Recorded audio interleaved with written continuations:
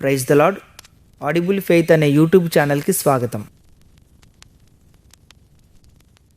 ప్రతి నిజమైన విశ్వాసి హృదయంలో ఒక ప్రశ్న, ప్రభువా, నిజంగానే నీవు నన్ను పిలిచావా? దేవుని పిలుపు అది కేవలం భావోద్వేగంతో కూడిన పిలుపు కాదు, ఉత్సాహం వల్ల వచ్చిన పిలుపు కాదు, మనుషులు పిలిచిన పిలుపు కాదు, అవసరాల కోసం వచ్చిన పిలుపు కాదు, ఆశయం యాంబిషన్ కోసం వచ్చిన పిలుపు కాదు. అది దేవుడు ఇచ్చిన పిలుపు.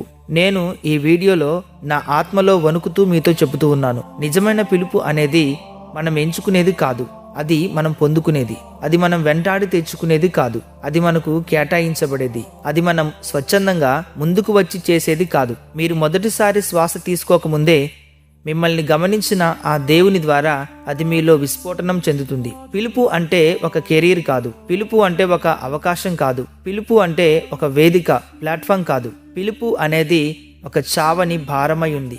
ఇతరుల కోసం మీరు మండుటకు ముందే అది మిమ్మల్ని దహింపచేసే ఒక అగ్ని. అది నిర్లక్ష్యం చేయలేని ఒక స్వరం. అది మీ ఆత్మపై పరలోకం వేసిన దేవుని ముద్ర. నిజమైన పిలుపు యొక్క మొదటి గుర్తు, మీరు ఎంచుకొని ఒక భారం.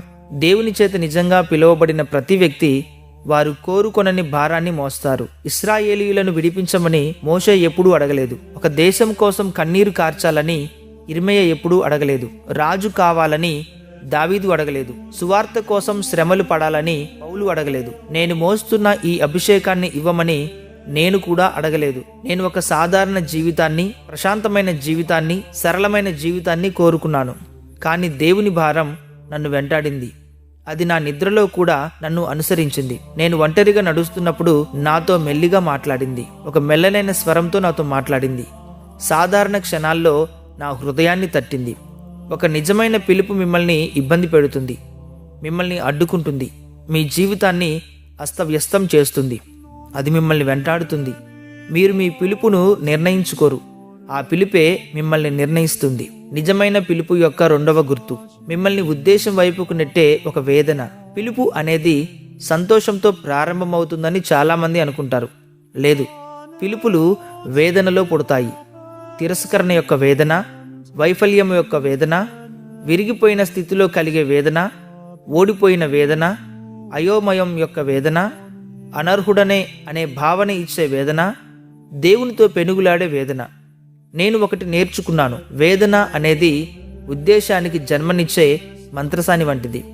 మీ గొప్ప పిలుపు తరచుగా మీ లోతైన గాయం నుండి పుడుతుంది. ఎందుకంటే విరిగిన వారు మాత్రమే దైవిక కరుణ యొక్క భారాన్ని మోయగలరు. తిరస్కరింపబడిన వారు మాత్రమే గాయపడిన వారి హృదయాన్ని అర్థం చేసుకోగలరు. నలిగిపోయిన వారు మాత్రమే గర్వపడకుండా దైవిక తైలాన్ని మోయగలరు. మీ పిలుపు వేదన ద్వారా వస్తే మీరు దేవుని చేత ముద్రించబడ్డారు. నిజమైన పిలుపు యొక్క మూడవ గుర్తు, మిమ్మల్ని వదిలిపెట్టని స్వరం. దేవుడు మిమ్మల్ని పిలిచినప్పుడు ఆయన మాట్లాడతాడు. మీరు పారిపోయినా ఆయన స్వరం మిమ్మల్ని అనుసరిస్తుంది. మీరు దాక్కున్నా ఆయన గుసగుస మిమ్మల్ని కనుగొంటుంది. మీరు సాధారణ జీవితం గడపాలని ప్రయత్నించినా ఆయన ఉద్దేశం మిమ్మల్ని అడ్డుకుంటుంది. నిజమైన పిలుపు పట్టు వదలనిది. యోనా పారిపోవాలని చూశాడు, కానీ సాధ్యం కాలేదు. మోషే వాదించాలని చూశాడు, కానీ కుదరలేదు. ఇర్మీయా మానేయాలని చూశాడు, కానీ చేయలేకపోయాడు. నేను పరిశుద్ధాత్మ ప్రేరణను నిర్లక్ష్యం చేయడానికి ప్రయత్నించాను, కానీ ఆ పిలుపు ప్రశాంతమైన చోట్ల, సందడి గల గదుల్లో, నేను ప్రార్థనలో లేని సమయాల్లో, నేను సిద్ధంగా లేని క్షణాల్లో నన్ను వెతుక్కుంటూనే ఉంది. దేవుడు మిమ్మల్ని పిలిచి ఉంటే అది మీకు ఇప్పటికే తెలుసు, ఎందుకంటే ఆ స్వరం మిమ్మల్ని వదిలి వెళ్ళదు. నిజమైన పిలుపు యొక్క నాలుగవ గుర్తు, ఒక పవిత్రమైన అసంతృప్తి. నిజమైన పిలుపు మిమ్మల్ని ఒకే చోట స్థిరపడనివ్వదు. మీరు సౌకర్యంగా, అశ్రద్ధగా, సంతృప్తిగా ఉండలేరు. మీలో ఏదో ఒకటి దేవుని కోసం, ఆయన సన్నిధి కోసం, ఆయన చిత్తం కోసం, ఆయన అప్పగించిన పని కోసం, ఆయన స్వరం కోసం ఇంకా కావాలని పరితపిస్తుంది. అది ఆశయం కోసం కాదు, విధేయత కోసం. ఈ అసంతృప్తి అనేది మీ గమ్యం తలుపు తడుతున్న ఒక శబ్దం. పిలుపు ఉన్న వ్యక్తులు సాధారణంగా ఉండలేరు. వారిలో ఏదో ఒకటి నిత్యత్వం కోసం తప్పిస్తూ ఉంటుంది. నిజమైన పిలుపు యొక్క ఐదవ గుర్తు, నా చిత్తం కాదు అనే నిరంతర భావన. ఇది అన్నిటికంటే లోతైన ముద్ర. ప్రతి గొప్ప పిలుపు మిమ్మల్ని మీ ఇష్టాన్ని పరలోక చిత్తానికి లోబరిచే చోటుకు తీసుకొస్తుంది. అది మొదట్లో సంతోషంగా ఉండకపోవచ్చు, సులభంగా ఉండకపోవచ్చు, తేలికగా ఉండకపోవచ్చు, కానీ యథార్థంగా ఉంటుంది. యేసు గెత్సెమనేలో ప్రార్థించారు, నా చిత్తం కాదు నీ చిత్తమే సిద్ధించునుగాక అని. పిలువబడిన ప్రతి వ్యక్తి తన గెత్సెమనేను ఎదుర్కోవాలి. మీ చిత్తాన్ని ఆయన కోసం వదులుకున్నప్పుడే నిజమైన పిలుపు మొదలవుతుంది. మీరు ఎప్పుడైనా, ప్రభువా, ఒకవేళ అది నన్ను బాధపెట్టినా సరే నీ ఇష్టమే నాలో జరగనివ్వు అని మీరు ప్రార్థించి ఉంటే మీరు పిలువబడ్డట్టు. ఇప్పుడు మనం చూద్దాం భావోద్వేగ పిలుపుకు మరియు దైవిక పిలుపుకు మధ్య ఉన్న తేడా. చాలామంది తాము పిలువబడ్డామని నమ్ముతారు, కానీ భావాలు పిలుపు కాదు. భావోద్వేగం అంటుంది నేను ఉత్తేజితం, ఇన్స్పైర్డ్ అయ్యాను అని. కానీ పిలుపు అంటుంది నేను బాధ్యతగా, రెస్పాన్సిబుల్గా భావిస్తున్నాను. భావోద్వేగం అంటుంది ఆ సందేశం నన్ను తాకింది. అయితే పిలుపు అంటుంది ఆ సందేశం నన్ను మేల్కొలిపింది. భావోద్వేగం అంటుంది నేను దేవుని కోసం ఏదైనా చేయాలనుకుంటున్నాను. అయితే పిలుపు అంటుంది నేను దేవునికి విధేయత చూపాలి, లేదంటే నేను జీవించలేను.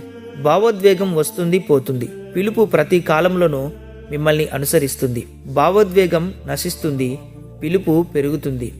భావోద్వేగం వాతావరణానికి స్పందిస్తుంది, పిలుపు నిత్యత్వానికి స్పందిస్తుంది.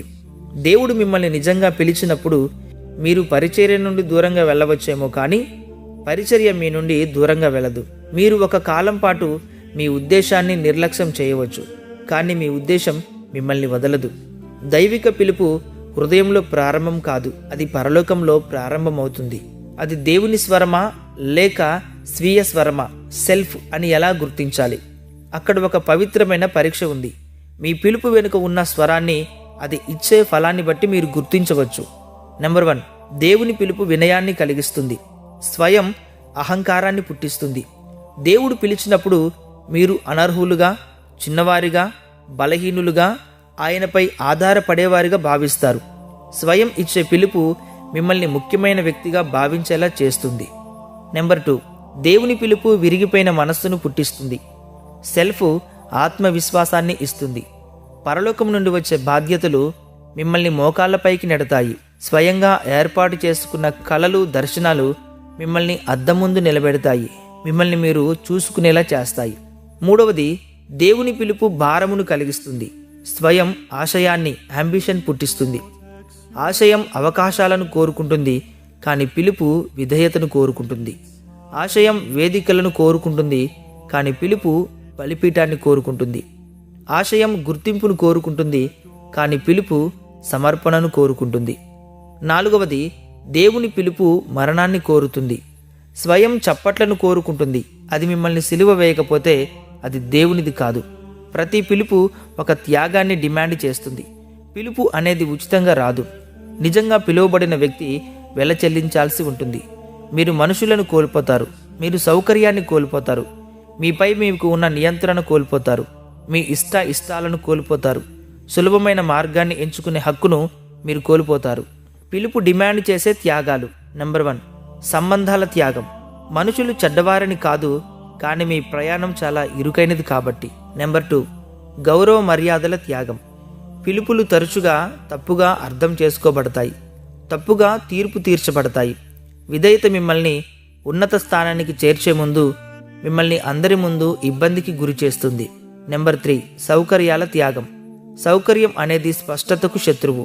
మీ ఉద్దేశాన్ని పదును పెట్టడానికి దేవుడు మీ సౌకర్యాన్ని తొలగిస్తాడు.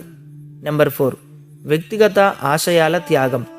ఒకే చేతులతో మీరు మీ కలను మరియు దేవుని దర్శనాన్ని నిర్మించలేరు. నెంబర్ 5, మీ చిత్తం యొక్క త్యాగం. ఇది అన్నిటికంటే పెద్దది. మీకు వద్దు అని చెప్పాలని ఉన్నప్పుడు అవును అని చెప్పడం, మీరు మాట్లాడాలి అనుకున్నప్పుడు మౌనంగా ఉండడం, మీరు పారిపోవాలి అనుకున్నప్పుడు ముందుకు సాగడం. పిలుపు అనేది చౌకైనది కాదు, అది పరిశుద్ధమైనది. దేవుడు మిమ్మల్ని పిలిచినప్పుడు మీ నుండి కొంతమందిని దూరం చేస్తాడు. పిలుపు అంటే వ్యక్తులు తోడవుతారని ప్రజలు అనుకుంటారు, కానీ దేవుడు మిమ్మల్ని పిలిచినప్పుడు చేసే మొదటి పని మీ యొద్ద నుంచి కొందరిని తీసివేయడం. ఆయన వీరిని తొలగిస్తాడు. నెంబర్ 1, సౌకర్యవంతమైన గుంపు. మీరు మారనంత వరకు వారు మిమ్మల్ని ప్రేమిస్తారు. దేవుడు మిమ్మల్ని లోతుల్లోనికి పిలిచినప్పుడు పైపైన ఉండే వ్యక్తులు వెనక్కి తగ్గుతారు. నెంబర్ 2, అభిప్రాయాలను నియంత్రించేవారు. దేవుని స్వరంతో పోటీపడే వ్యక్తుల స్వరాలు వినబడకూడదు. ఆయన స్వరాన్ని మీరు వినాలంటే వారు వెళ్ళిపోవాలి. నెంబర్ 3, రాజీ పడే స్నేహితులు. పాపాన్ని సాధారణ విషయంగా చూసే ఎవరు మీతో నడవలేరు. నెంబర్ 4, భావోద్వేగ పరంగా పీల్చివేసేవారు. పిలుపు మిమ్మల్ని శారీరకంగా మానసిక శక్తిని ఖర్చు చేసేలా చేస్తుంది. మిమ్మల్ని ఇంకా కృంగదీసేవారిని మీరు మోయలేరు. నెంబర్ 5, అసూయ పడేవారు. మీ ఎదుగుదలను చూసి ఓర్వలేని వారిని దేవుడు తొలగిస్తాడు. నెంబర్ 6, భద్రత లేనివారు. వారి భయాన్ని అణుచుకోవడానికి వారు మీ పనిని పాడు చేయాలని చూస్తారు. అందుకే దేవుడు వారిని మీ యొద్ద నుంచి దూరం చేస్తారు. నెంబర్ 7, ఎదగడానికి ఇష్టపడని వారు. మీ పిలుపు వారి స్తబ్దతను బయట పెడుతుంది.